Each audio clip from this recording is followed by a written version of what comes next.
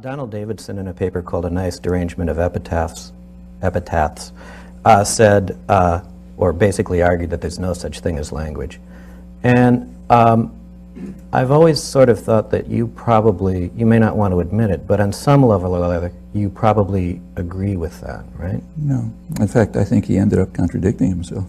I think there's some discussion of it in here or somewhere. If you look at the end of the paper, it turns out he's presupposing that there is a notion of language in the technical sense of an internal generative procedure that relates sounds and meanings and so on. He says there's no notion of language in another sense, the sense of some community property or whatever. Well, okay, first of all, I don't even think that's true. It's not a scientifically usable sense. But I think the paper is just rife with confusions. I've written about it. So you think there are such things as languages? Yeah, like there's such in things. In an informal sense. Like there's such things as the meaning of life. You know, and I understand it when people ask, what's the meaning of life? So yeah, there's such a thing as the meaning of life. There's such a thing as the financial crisis in Argentina. You know, there are all kind of things in the world. But if you want to proceed to understand what you and I are doing, those notions just don't help. You've got to look at it differently, the way we look at primates, other primates, in fact. Well, let me read a quote from something you wrote recently, okay? You say, I doubt that people think that among the constituents of the world are entities that are simultaneously abstract and concrete, like books and banks, or that have the amalgam of properties we discover when we explore the meanings of even the simplest words, like river, person, city, etc. Yeah. You think the average person doesn't believe in the cities? That's a technical question. Okay. It's a question if you try to figure out what a person's folk science is, you know, how people think the world is actually constituted of entities, which is not, do I talk about books? Of course we talk about books. We talk about the meaning of life and so on. Right. But if you ask people, well, you know, how do you think the world really works? That's the problem with ethnoscience. Right. It's like you go to some other community and you try to figure out what's their idea about how the world works. Like maybe the classical Greeks thought Apollo pulls the sun through the sky or something. That's their folk scientific picture of how the world works. Right. That's a hard topic. You can't just do armchair philosophy about it. That's why ethnoscientists have to work, you know. And when they work, what they find, I think if they worked on people like us instead of just talking about it in the common room, they would discover that our folk science, yours and mine, does not include entities that are simultaneously abstract and concrete, and does not include entities like the meaning of life. That doesn't mean we can't talk about them. I'm sure we talk about them all the time, but we don't, at least I don't, and I presume other people don't, think of them as constituents of the way the world operates. We don't do that when we're talking to each other informally. Now, that sounds a little bit more moderate than what you've said elsewhere. Here's a passage from, I believe this is from New Horizons, where you say, in the domain where questions of realism arise in a serious way, in the context of the search for laws of nature, objects are not conceived from the peculiar perspectives provided by the concepts of common sense. That's absolutely right. Yeah. But there's several different enterprises that you have to distinguish here. And I don't think it's more or less moderate. It's about a different topic. When you're trying to understand something about the nature of the world, you and I, anybody, you start with some kind of what's called folk science. Almost every society we know has some picture of the way the world works, which is more or less commonly shared. If you try to do this more reflectively and carefully, bringing in other criteria and probably bringing in other cognitive faculties. We don't know that for sure, but I suspect it. Then it becomes the enterprise of science, which is a different enterprise and a peculiar one. It's not folk science, it's science. That works in other ways. This comment has to do with our culture in which the enterprise of science is understood. Right. Our, intellectual culture, and in that, when we try to find out how the world works, we discard the concepts of common sense very quickly. But it sounds to me here like what you're saying is that the only things that are real right, are the things that science tells us are real. So it that's sounds like what you're saying here is that, well, this table isn't real, but maybe, quarks real and is an things. honorific term. Okay. You can use it any way you like. I mean, to say, if I say something is true and then I add, well, it's the real truth, I'm not saying there are two different kinds of truth, the truth and the real truth. I'm just emphasizing what I said. And the term real is basically used honorifically. So yeah, you can use it honorifically in various ways. If we're trying to find out the way the world works and to really understand it in the manner of the sciences, we very quickly give up common sense notions. If we're carrying out folk science, less reflectively, probably using different cognitive faculties, we also give up common sense notions, but in different ways. Well, you can say a lot of, claims about something being honorific, like real being honorific. Alan Gibbard, for example, has argued that terms like rational are honorific, or moral are honorific. Well, I don't agree with that. Okay. I think real is quite different. But what's the difference in these cases, then? Because I think rationality is something that we can understand, and morality is something real, and it's part of us, and we can try to figure out what it is. We can try to figure out what our moral faculties are. We understand something about what rational action is, but about reality, we have to ask what we're talking about. Right. And if we're talking about reality in the enterprise of trying to discover the way the world works in a physics department or a linguistics department or whatever, common sense notions are irrelevant. If we're trying to explore our intuitive understanding of the way the world works, common sense notions are relevant, but we discard them. If you're using it in a more informal way, like is the meaning of life real? Yeah, sure, okay. Well, look, there's a sort of space between ethnoscience and science, right, and common sense and all of those.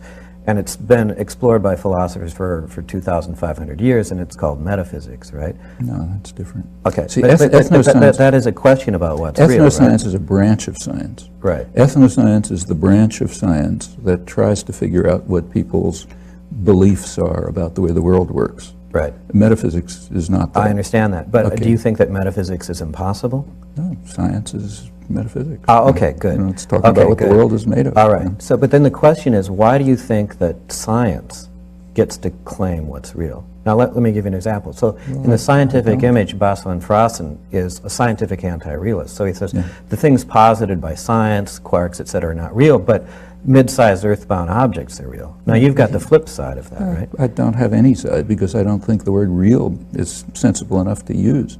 And they're all real in different senses.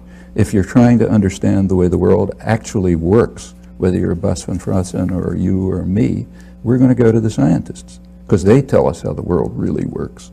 If we're interested in exploring people's common sense beliefs, we'll go to the ethnoscientists and see what they discover. What if we're interested in something like whether there are events, or whether there are properties, or whether there are mereological sums or something? Well, let's take events, which plays a prominent role in modern semantics. Right. So here you can ask a lot of different questions.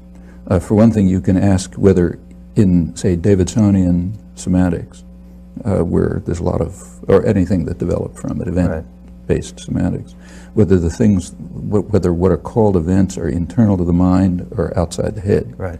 But I think they're internal to the mind. Can't they be both? Well, they could, but then we're asking another question. Right. If we're asking, well, how do these things that are internal to the mind relate to something in the outside world, we'll say, okay, let's take a look at what you mean by an event. So, for example, is the American Revolution an event? Yeah, it was an important event in history. Does that event include the fact that the man who the indigenous population called the town destroyer took off a little time in the middle of the revolution to destroy the Iroquois civilization? Is that part of the event called the American Revolution? Well, not when you study it in school, you know. You want to find out about that event, you got to probably the Iroquois remember, but the ones who are left, or you've got to look at serious scholarly history. Then you find out that one part of what was going on in the event that we call the American Revolution was a side operation in 1979 to wipe out the Iroquois civilization so that the colonies could expand if they got rid of the British. Well, is that part of the event or isn't it? Well, you know, here come hard questions about what we're really going to call events in the outside world. And those questions don't have answers. because they are, they're highly dependent on our interests, our perspective, our goals, all kinds of factors. So I don't think we're going to find external events in any sense worth pursuing for investigation of what the world is like. Why can't these external events just be complicated objects? It can be anything you like, but it is the town destroyer's exploit part of the American Revolution, or isn't it? Well, that event. It well, sounds, it's your choice. But there's no answer to that. Yeah, but now it sounds like you're saying that, well, I have representations of events, right? The representations. No, I have representations. You have representations. I have representations, some which we informally call events. Right, but now one might ask, what on earth is a representation if it's not a representation of something? Well, see, that's a mistake that comes from a philosophical tradition. The way the term represent is used in the philosophical tradition, it's a relation between an internal object and an external object. Exactly. It's not the way it's used either in ordinary speech or in the sciences. So when a perceptual psychologist, say, talks about an internal representation of, a cube or something, there doesn't have to be any cube there. They're talking about something that's going on in the head. In fact, what they may be studying, and usually are studying, is a relation between things like tachistoscopic presentations and internal events. There's no cube, but nevertheless, they talk about it as an internal representation.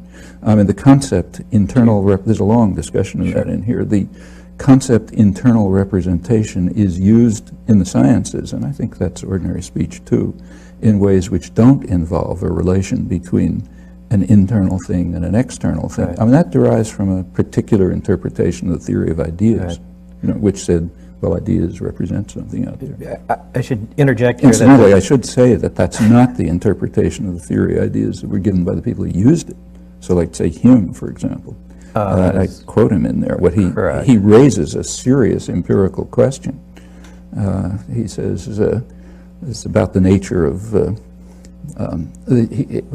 terms he uses, the identity that we ascribe to things, meaning how do we individuate things? Right. And he asks the question, well, is this a peculiar nature common to the thing, or is it what he calls fictitious, a construction of the mind? Right. And he says fictitious. There is no entity, there is no common nature, there is no nature common to the thing. There's a construction of the mind, which we used to talk about the world. But he's an idealist. I mean, he's not an idealist. Hume is not an idealist? No, not here. He's saying we interact. He believes there's an external world out there. There's a coffee cup on the table and so on. But he says that he's talking about the individuation of things, how we organize things, how we construct our picture of the world. Right. And that involves the way our minds work. And that doesn't mean the world isn't there. No, it's just what his predecessors called our cognoscitive powers, which use the data of sense to construct an account of the world. And he's saying, well, you want to look at the identity of things, the identity that we ascribe to things, like what makes us call something a book or an event and so on. He's saying, well, it's fictitious in the sense that it's a construction of the mind based on the data of sense. That's not an idealist position. In fact, that's the position of modern science. Because people will call you a crypto-idealist. Well, then they're misunderstanding what idealism is. Okay.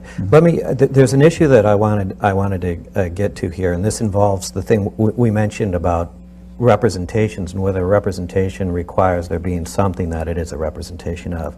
Now, in a very important and somewhat influential book by Saul Kripke, there's a revival of the sort of Wittgensteinian argument about rule following. Let me just read the relevant passage here.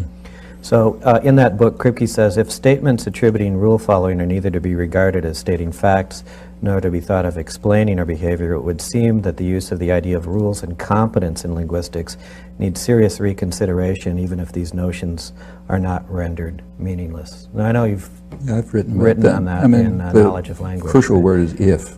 Right. Okay, and and the fact is that in the sense in which the term rule is used for thousands of years, in fact, in the study of language, it's not the kind of rule he had in mind. So if you read a book, you study Latin, let's say, or you studied it 1,000 years ago, they would have a rule that tells you, when to use the ablative case or something. Right. That's not a rule in Wittgenstein's sense. It's a description of a part of the language. Right. So the questions about rule following just don't arise. But we don't need to get hung up on rules and so Well, forth. but here. that's what he's talking about. I understand that, but in a certain sense, he's talking about any sort of computational state. That so take just a computer, right? Forget about human beings for a second. See, computers are a different story. Okay. Let's take an insect. Yeah. Okay. Yeah. See, why aren't these questions asked about insects? Right.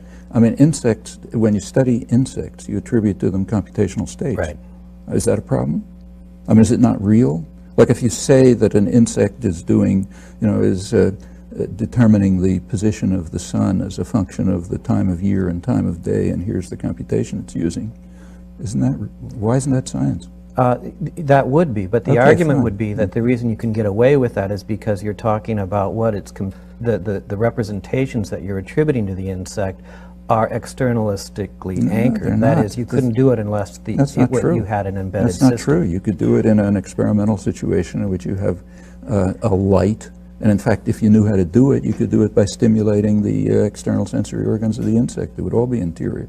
And there doesn't have to be a sun there. No, it's just that, you're talking about it the way it happens actually in the real world, but the same thing, you would say the same thing in an experimental setting where you don't have an external world. Well, because you're talking about the internal construct computations of the insect on the occasion of sense. Notice doesn't matter what's out there. Notice the shift there, though, because you went from saying you don't need the sun in the experimental setting to saying you don't. Say the same thing. You could run the experiment in a world that didn't have the sun, and that's a different story, right? No, it's not a different story. The point is, if you look at what insect scientists are studying, they're studying what 17th century philosophers used to call the constructions of the mind on the occasion of sense. Right. Now it happens that in the world that they're looking at, the occasions of sense happen to be related to the fact that there's something 93 million miles away. Right. But the study could go on as if it's what Hillary called a brain in a vat. The studies are internalist because we don't know anything else to study. But this is disputed, right? I mean, there is this dispute about David Marr, right? I mean, there's two stories on this. Tyler Burge and Martin Davis, for example, argue that Marr is sort of fraught with externalist sort of. Yeah, but they're just misreading him. Okay. I mean, in fact, I have to know Marr personally, but I'm sure if he was here, he would say this. If you look at the informal exposition in Marr's vision, let's say, book vision, you look at the informal exposition, in order to motivate what he's doing, he says, well, imagine, an elephant or something, or anything like a stick figure, and you're trying to, we want to know how that thing out there is